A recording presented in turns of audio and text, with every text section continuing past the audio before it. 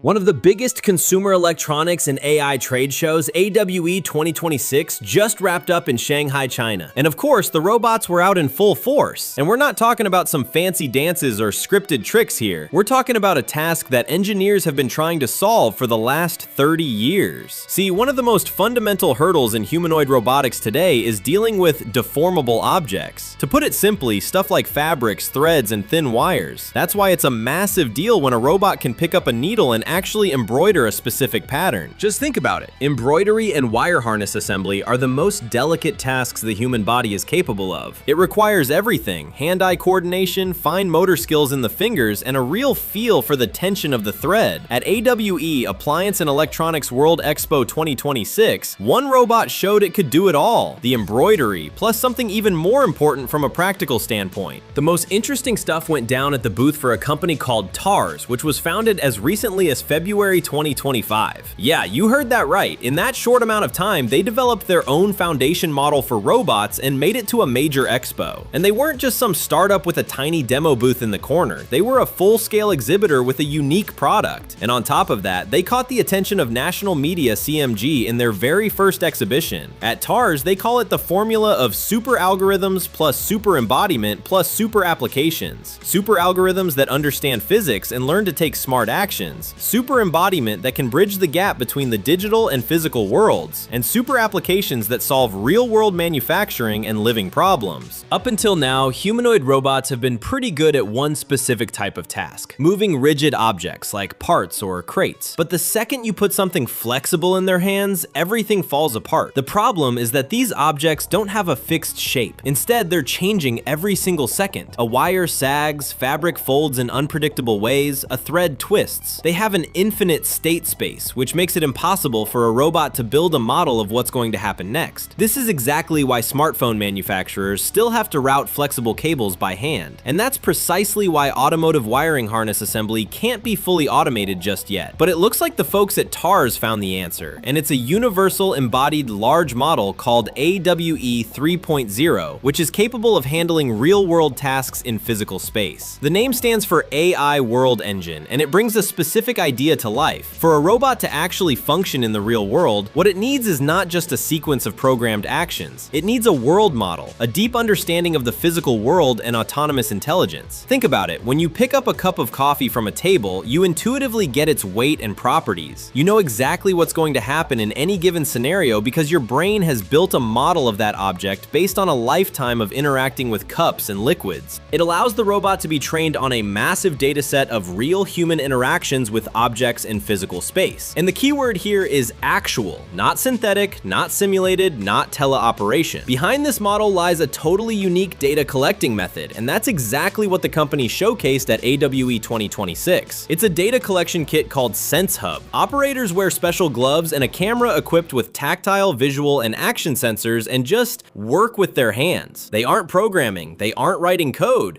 they're just doing what humans do every day. Meanwhile, the system meticulously records everything: every micro movement of the hands, the exact pressure used to grip an object, the position of every joint in space, and that split second when an operator pulls the fabric a bit tighter so it doesn't slip. This isn't some hypothetical scenario, it's real-world experience being passed directly to the robot. The company dubbed this dataset WIYH, which stands for World in Your Hands. It's actually the world's first large-scale multimodal robotics dataset that syncs up vision, language, tactile sensations, and actions, what they call VLTA data. Vision, touch, language, and proprioception, which is the robot's sense of its own body position in space. In the past, a robot could usually only grab an object if it saw it from the same angle it was trained on. But now, it achieves a threefold increase in task success rates under entirely unfamiliar viewpoints. In addition, motion jitter during operation is reduced by over 45%, making it capable of precise and complex manipulations.